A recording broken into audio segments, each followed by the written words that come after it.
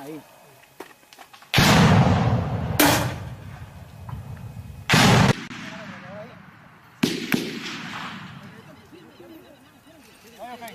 Dale, dale. Dale.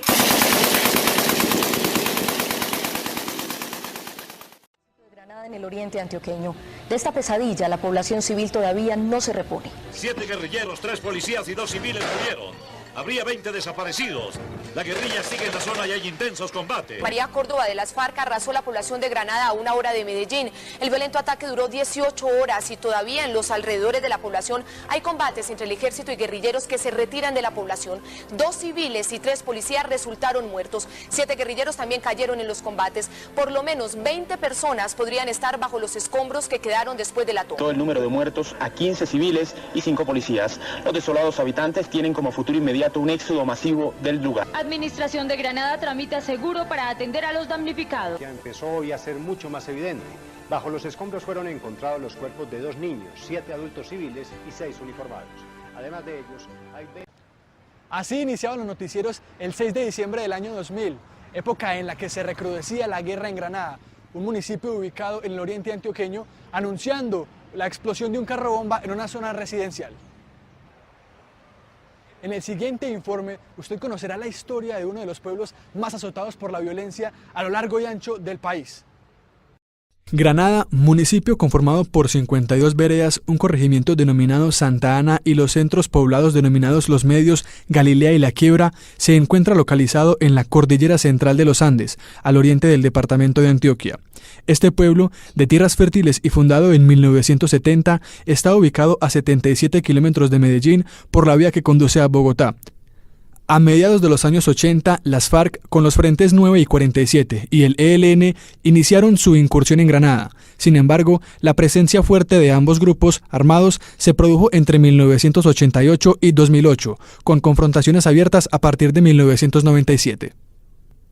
Empezó pues que primero habían 2 grupos al margen de la ley, como las FARC y el ELN, grupos guerrilleros. Eran los que operaban. Cuando estaba esa gente sola, uno no tenía problemas por nada. Respetar a esa gente y todo se vivía bien. Que era un ladrón, sabe que ellos lo justiciaban, que era un peleador, ellos lo justiciaban. Pero mientras siempre uno la persona manejara bien, no pasaba nada. Viene la guerrilla, normal como cualquiera. Cuando empezó, digamos, la influencia de la guerrilla y esas cosas, data por ahí de 1982 más o menos, ¿cierto? En 1982 empezó a sentirse como la presencia, pues, sobre todo al principio del ELN, ¿cierto? Y más tardecito, pues, las FARC, ellos venían como desde el Magdalena Medio, por allá de Puerto Boyacá y esa zona que los habían desplazado. Ese conflicto entre los mencionados grupos armados hizo que una importante parte de la población se desplazara de Granada y según cifras del Sistema Único de Registro, al 31 de agosto de 2006, 10.497 personas habían abandonado el municipio, siendo el año 2001 el que presentó mayor éxodo de población granadina hacia ciudades como Cali, Barranquilla y Medellín, esta última encargada de recibir a la mayor parte de las personas que abandonaron el pueblo. Del 2000 al 2004, ¿cierto? La gente... había muy poquitica gente, ¿cierto? Ya no, la gente incluso pues por las calles no se veía gente casi a partir de las 5 de la tarde, prácticamente la gente no salía de las casas. Y fuera de eso, pues por ejemplo, el servicio de transporte hacia San Carlos desapareció, el transporte de las veredas se hacía por ahí una vez a la semana, ¿cierto? Pues es decir, la actividad agrícola, comercial y todas disminuyó demasiado, ¿cierto? El comercio de sold out, solo, la gente, cualquier bus que cuadraba se llenaba, la persona tuviera plata no tuviera, le montaba el bus el toro a salir del municipio. Cuando yo comencé la alcaldía me tocó algo muy duro, que los paramilitares vivían acá en la zona urbana. Eso era muy duro porque uno veía matar gente cada 8 días, campesinos, los sacaban de las cafeterías, los bajaban de las chivas y los mataban en las afueras del pueblo. Entonces, de lo primero que yo hice fue moverme por lo alto con la policía y para que acabara la cabotería que había, como esa alianza que había entre el ejército, la policía y los paramilitares. Y afortunadamente pues esa violencia se acabó O sea, esa muerte por parte de los paramilitares matando a tanto civil, eso se acabó a principios del 2004. Las dimensiones de la guerra para el Estado mismo han sido tan catastróficas y por culpa, digo yo, que también por del mismo Estado, porque el Estado en Colombia yo considero que es un Estado todavía en construcción y que entonces a pesar de los esfuerzos que ha hecho no ha podido todavía reparar efectivamente a las víctimas. El pasado 9 de octubre, el Tribunal Administrativo de Antioquia condenó a la nación por la toma guerrillera, argumentando en el fallo que la fuerza pública omitió sus deberes de protección a la vida integral de la comunidad, tanto así que el municipio solo contaba con 23 policías, y pese a las amenazas directas sobre esta localidad, no se tenía de parte del Ejército Nacional un plan de acción que garantizara la protección de la población. Nuestra Constitución Política, en el artículo 90, establece que el Estado responderá patrimonialmente por los daños antijurídicos que le sean imputables por la acción o por la omisión de sus autoridades.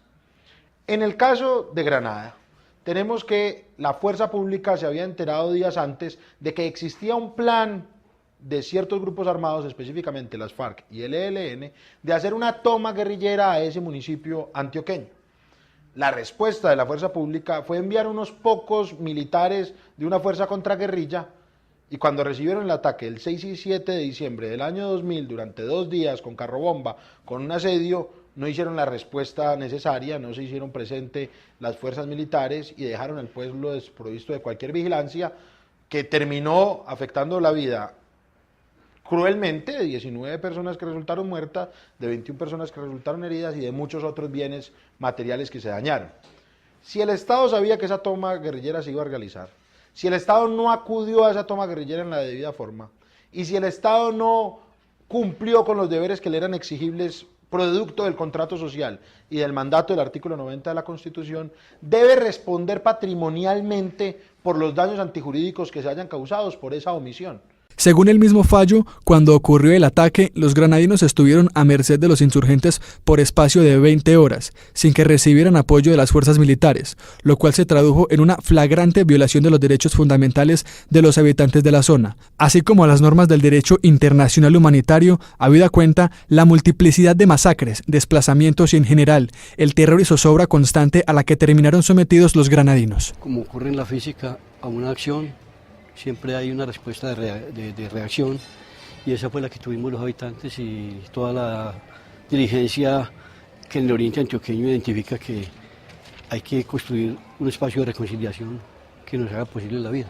La fuerza pública, representante de la nación, pida perdón a ese pueblo, a esas personas, a esa memoria histórica por la falla en el servicio que el 6 y 7 de diciembre del 2000 se pudo haber presentado. Por eso se levantan monumentos, se hacen sitios patrocinados por el Estado para recobrar la memoria histórica. Para el tribunal, es irrefutable que la fuerza pública estaba advertida a la inminente incursión guerrillera. Sin embargo, lo único que hicieron para repeler un eventual ataque fue enviar a un grupo de contraguerrilla de 25 uniformados de la Policía Nacional, los cuales no eran suficientes para detener el actuar violento de por lo menos 600 guerrilleros. Aunado, el Ejército Nacional brilló por su ausencia, pues durante las aproximadas 20 horas que duró la toma guerrillera no hicieron arribo al lugar. Una vez finalizó el conflicto, por el cual el 78% de la población se desplazó, el pueblo granadino, que pasó de tener aproximadamente 20.000 a 4.300 habitantes, comenzó a crear diferentes procesos de resiliencia, como el Museo del Nunca Más, e iniciativas de memoria histórica como el Parque Guillermo Gaviria Correa, donde actualmente, también a manera de homenaje, posan unas coloridas piedras que tienen escritos los nombres de varias de las víctimas que dejaron los enfrentamientos entre grupos armados en el municipio. En estos momentos no hay nada de ese tipo, ni siquiera pues ni de los unos ni de los otros, ¿cierto?